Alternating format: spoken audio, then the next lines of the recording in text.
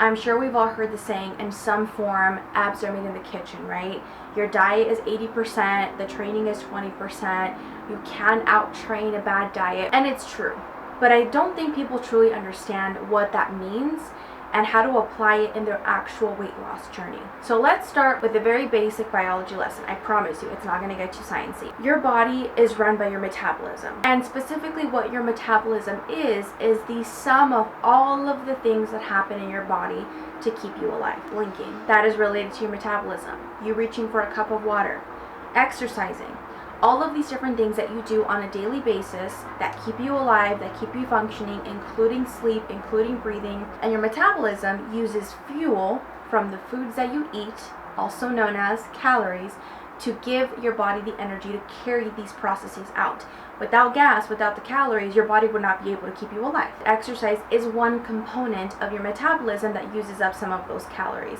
And there's 3 scenarios that your metabolism can put you in, or you can put yourself in. The first one is a surplus. That means that you're giving your body way too many calories, way too much energy. These processes are not using it up fast enough, so that excess energy has to be stored somewhere. It has to go somewhere, and it usually gets stored as body fat. And that's what happens when people are gaining weight.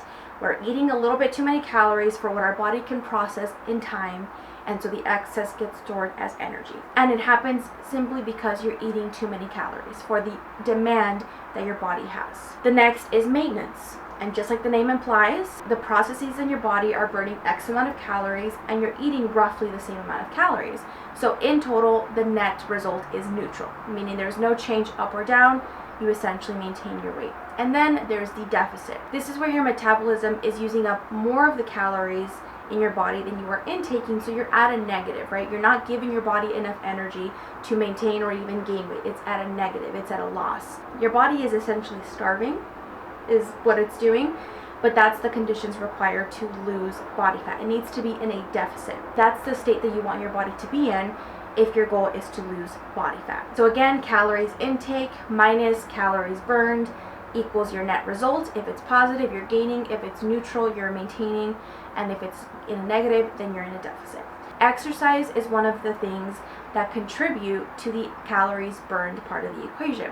So the more you exercise, the more calories you burn, helping put you in a deficit. The problem is, and this is mistake number one when it comes to relying on exercise for weight loss, exercise does not burn as many calories as you think. We put way too much emphasis on the calories burned. We see our devices saying we burned 800 calories. The treadmill said you burned 500 calories in 20 minutes. Those devices that you use to track your calories burned, these are severely overestimated, and in reality, you're not burning that many calories. Exercise burns more calories than sitting on the couch does, but it doesn't burn as much as you think. So then we have this false sense of comfort, like, hey, I burned 800 calories according to my watch, so that means I can have 300 calories of a snack. But you really only burn like 400. So you're now overeating by a ton because you have this false sense of security with the calories burned when it's not even accurate. And not only that, it's incredibly easy to overeat. Like, you look at a packaging of a bag of Doritos, of some cookies, 5-6 cookies, 2-3 bags of Doritos, a couple sips of this drink. It's so easy to put you out of a deficit by just mindlessly snacking and not really knowing what you're consuming. So you're constantly, I worked out so I can eat this, but then I have to work out because I ate this, and back and forth, and you never actually get anywhere. So using exercise to burn off calories is not only ineffective because of the inaccuracy of calories burned trackers, but also because of how hard it is to sustain. You have to constantly be going back and forth, and it's a stressful situation to be in. Another problem that we run into when it comes to using exercise to try to burn fat off specifically is thinking that we can spot reduce. Spot reduction has been debunked many times. It has been disproved by so many different scientists, and it still continues to prevail in the social media world. It's the idea that you can work out a body part enough and burn off fat cells specifically from that area if you do enough sets, if you do enough reps. This is just simply not true. The only way to achieve this effect is by having surgery and actually physically removing the fat cells from your body.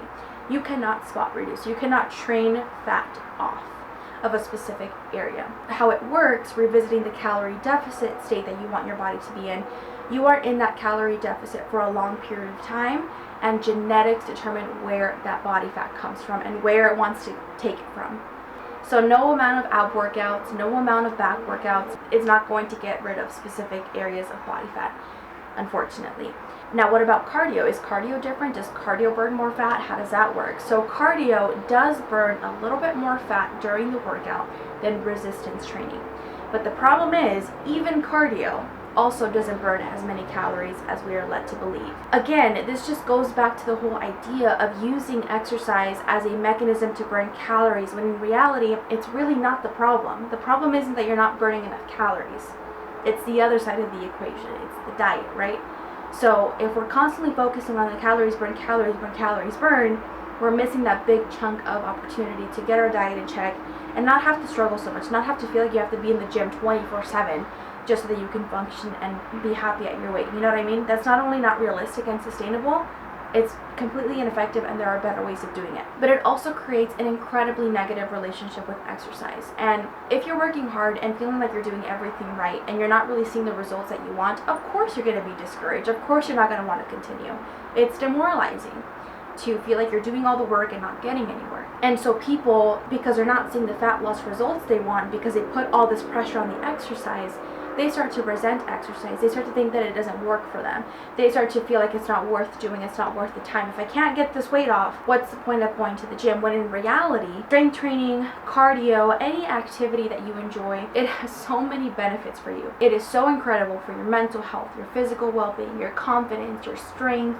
Physically speaking, you look better, you feel more energized, you don't get winded as much. I mean, the benefits are endless. And so people, if they use exercise as a fat loss tool and it's not giving them the result that they want, and they give up and they stop doing it, they miss out on all the incredible benefits that come with it, aside from fat loss. And I know that every single person would feel a million times better if they had a consistent workout routine and understood that there's so much more to it than losing weight, that there's so much to it than losing body fat and burning calories. Like, it's incredible what exercise and resistance training and cardio does for you in all areas of your life. And unfortunately, people give up too soon because of the fact that they think that it's only for fat loss. My recommendation, yes, absolutely, continue to do exercise throughout your weight loss journey, before, after, during, forever, never. But don't use exercise as this thing that you're only doing specifically to lose body fat, because you will be severely disappointed and it'll take away all the joy and fun out of it. And not only that, it's not even the most effective protocol. Being in a calorie deficit and controlling your diet is the number one thing. So how do you use exercise specifically when it comes to changing your body, getting to your goals? I say find the activity and the type of exercise that you genuinely enjoy and you like to do. Program your workouts according to your performance goals, your athletic goals, your physique goals, meaning I want to grow my legs, I want to grow my glutes. Nothing related to fat loss. And you're going to enjoy training so much more. It's going to feel so much more fulfilling, and it's actually going to be effective because you're using workouts for what they're designed to do. You do cardio to improve your endurance. You do strength training to build muscle in the areas that you want to build. And you control your diet to lose the body fat that you don't want. And that's the best method that I have found to work across the board. You're a much healthier person mentally and physically, and exercise doesn't become this stressful thing that we're constantly dreading because we feel like it's not working. It isn't working in the way that you think it's working in other ways. And you can absolutely still achieve all of the goals that you have, including weight loss, including building muscle. And you don't have to be miserable, deprived, stressed out all the time while achieving this goal. I hope this video resonated with you. I hope that it opened your eyes a little bit to maybe viewing exercise in a slightly different way, in a more positive light, hopefully. I know exercise and weight loss and this whole journey can be so incredibly hard already. Putting this extra pressure on yourself to burn all these calories off and make it all about that is unnecessary, and it's going to rob any ounce of joy out of this journey, which should be hard and uncomfortable and annoying, but not miserable all the time. And if you know somebody who's struggling with this and needs words of encouragement, needs to know this, please send them this video, have them watch it. I really want to spread this message across, and it would really mean a lot to me if you shared it with somebody that you knew would benefit from this video. As always, don't forget to like the video for more content like this. Leave any comments, questions, or suggestions down below. And thank you so much for hanging out with me today. I hope you enjoyed. I will see you in the next one. Peace out.